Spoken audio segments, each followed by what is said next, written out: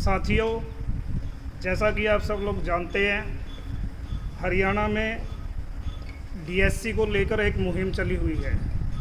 DSC यानी deprived schedule caste.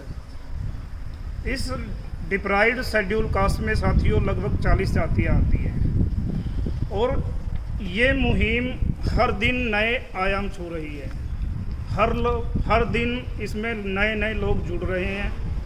और साथियों, जैसा कि सभी धर्म गुरुओं की तरफ से बड़ा सहयोग मिल रहा है, सभी की तरफ से सभी एकजुट होकर, सभी राजनीतिक दल के लोग एकजुट होकर इस मुहिम में अपनी तरफ से सहयोग कर रहे हैं, चाहे वह आर्थिक सहयोग हो या शारीरिक, मतलब वहाँ फिजिकल सहयोग हो।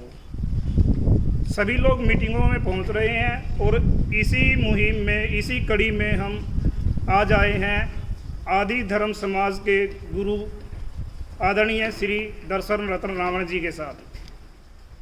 गुरु जी। धर्म प्रेमियों, जय वाल्मीकि। अलग आरक्षण, सेपरेट रिजर्वेशन, ये एक बहुत बड़ा और बहुत ज़रूरी विषय। बहुत सारे लोग इसको समझ नहीं पा रहे और वही बिहेव कर रहे हैं जो बाबा साहब अम्बेडकर के साथ उस वक्त का मीडिया, उस वक्त के विद्वान, समाज शास्त्री, जो उस वक्त बाबा साहब अम्बेडकर को कह रहे थे। जब बाबा साहब अम्बेडकर ने तमाम दलित और आदिवासियों के लिए आरक्षण की बात की थी, तो कह रहे थे कि आप देश में फूट डाल रहे हैं, देश की जो मिलने वाली आज़ादी है आप उसको नुकसान पहुंचा रहे हैं। आज बिल्कुल वैसी भाषा हमारे लिए कही जा रही है जब हम कहते हैं कि जो आरक्षण की सुविधा से बाहर हो गए हैं, जो उसका लाभ नहीं ले पाए, और उसका कारण बहुत छोटा सा है।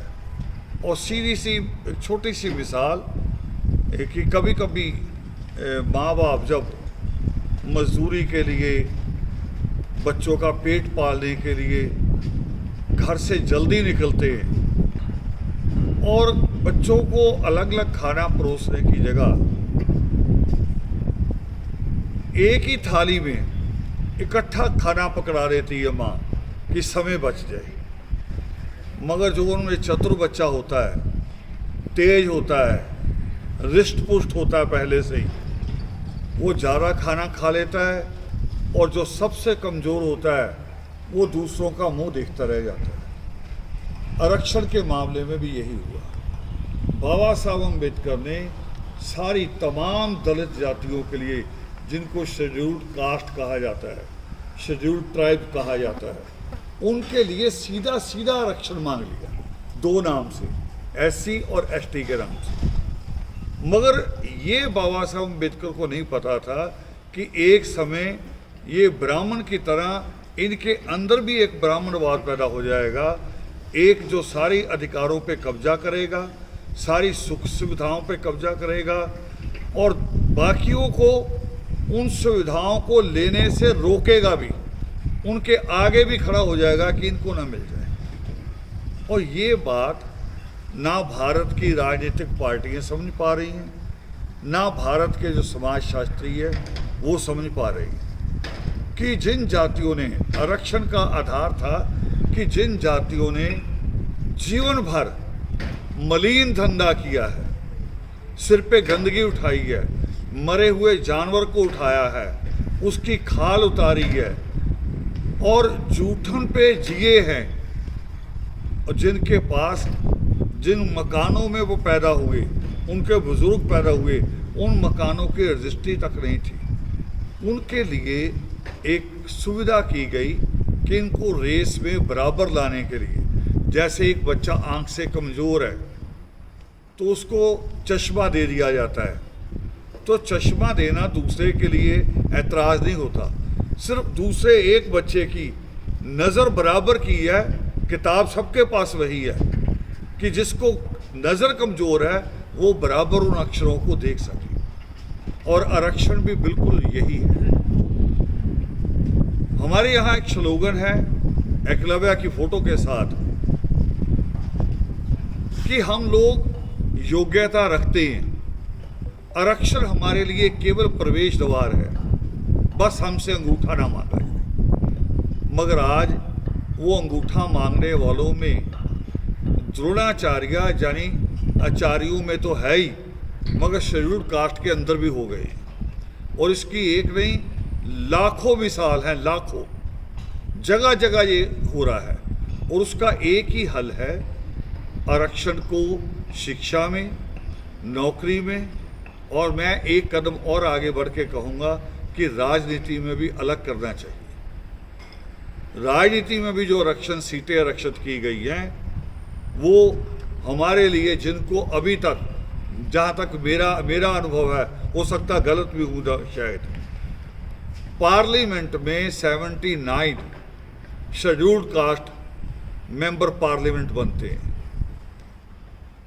और मेरा अपना अनुमान है कि एक समय में जो जाति सबसे बड़ी है, जिसको सफाई कामगार के नाम से जाना जाता है, जिसको वाल्मीकि नाम से जाना जाता है, पूरे देश में है जो, उस जाति में से 6 या 7 लोग, इन उंगलियों से ज़्यादा सांसद एक समय में पार्लियामेंट में नहीं रहे। ये मेरा अपना अनुभव है। शायद कोई कहीं एक आध बार उसको कहते हैं कि कहीं अपवाद हो गया हो, तो हिस्सेदारी बराबर नहीं मिलती। आरक्षण का मतलब, जो लोग भीख समझते थे, आरक्षण का मतलब भीख में नहीं है, आरक्षण हिस्सेदारी है। हिस्सेदारी जो अमेरिका में भी है, यूरोप में भी है।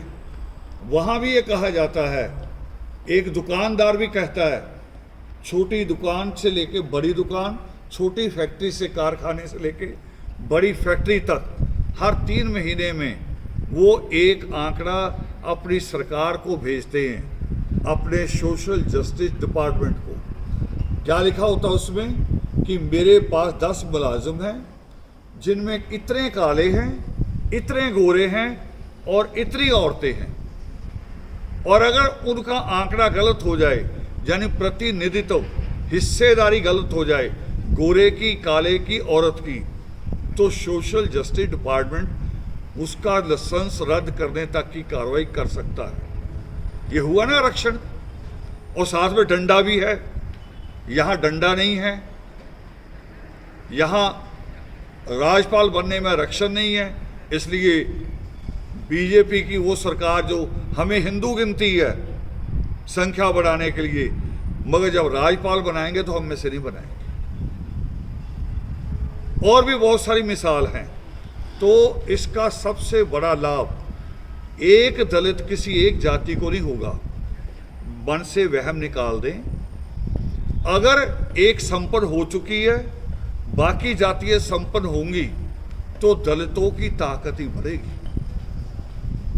आज थोड़े से कुछ परसेंट हैं जो सत्ता संभाल के बैठे हैं, उस लाभ को ले रहे हैं। अगर ये लाभ सबको मिल जाए, सबके पास, वो जो बाबा साहब अम्बेडकर ने कहा था कि शिक्षा शेरनी का दूध है, अगर ये सबके पास आ जाए तो पूरा दलित वर्ग, जैसे 2 अप्रैल को दहाड़ा था, उससे भी ज़्यादा बड़ी दहाड़ होगी, बड़े लिखों की दहाड़ होगी, हिस्सेदारी लिए हुए लोगों की दहाड़ होगी। तो जो लोग डर रहे हैं कि आरक्षण का वर्गीकरण करने से, इनको अलग हिस्सा देने से किसी दूसरे का नुकसान होगा, बिल्कुल नहीं। आरक्षण का आधार ही जनसंख्या का अनुपात है। अभी तक जो आरक्षण मिल रहा है केंद्र सरकार में या राज्य सरकारों में, वो जनसंख्या के आधार पे मिलता है। तो जनसंख्या के आधार पे जो अलग अलग जाति हैं, उनके बीच में भी विभाजन होना चाहिए। तो इसके लिए आज जो साथी हरियाणा से आए हैं, इन्होंने बहुत अच्छी मूवमेंट शुरू की है कि हरियाणा में केवल हमारे बच्चों को शिक्षा में आरक्षण है। पंजाब में शिक्षा में नहीं है, नौकरियों में है, दोनों जगह लंगड़ा। यानी पंजाब में जब बच्चा MBA नहीं होगा, BTech नहीं होगा, MBBS नहीं होगा, तो नौकरी कौन सी मांगेगा। हरियाणा में ये कि आपको शिक्षा में तो दे देंगे मगर नौकरी में नहीं देंगे, यानी वहाँ फिर जो सिलेक्शन कमेटी में कौन बैठा होगा एज ए दलित, वही जो पहले से संपन्न है, तो बड़े आराम से हमारे कैंडिडेट को काट देंगे। और ये मैंने कई केस हरियाणा में भी दूसरी स्टेटों में भी देखे हैं। हमारी कई बार ऐसी लिस्ट बनी है कि पीसीएस का एग्ज़ाम हुआ, एससी की लिस्ट में जो बच्चा पहले या तीसरे चौथे नंबर पे है, जिसकी पॉसिबिलिटी होगी हमें कि इसको पीसीएस बनना ही बनना है, मगर जब वो इंटरव्यू में गया और सिलेक्शन कमेटी में बैठे हुए एक दलित कैंडिडेट ने फैसला जब किया, तो वो जो आज बच्चा तीसरे चौथे नंबर पे था वो बाद में 50वें नंबर पे आ गया, यानी वो मेन में भी नहीं रहा, उसको अलाइट में लेना पड़ा और कई अलाइट से बाहर हो गए। तो हम इस धोखाधड़ी, जो ना बराबरी, जो बाबा साहब अम्बेडकर ने लड़ाई लड़ी थी समता मूलक की, वही लड़ाई हम लड़ रहे हैं कि आरक्षण हमारा पूरे देश में अलग होना चाहिए। और आरक्षण केवल नौकरी और शिक्षा में नहीं, राजनीति में भी, और जो बाकी जो चीज़ें हैं देश की, चाहे वो ज़मीन है, चाहे वो बाकी और चीज़ें हैं, उनमें पेट्रोल पंप कहें या और एजेंसियाँ कहें, उस सब जगह हमारी बराबर हिस्सेदारी होनी चाहिए। ये देश को और आगे ले जाएगी। जय वाल।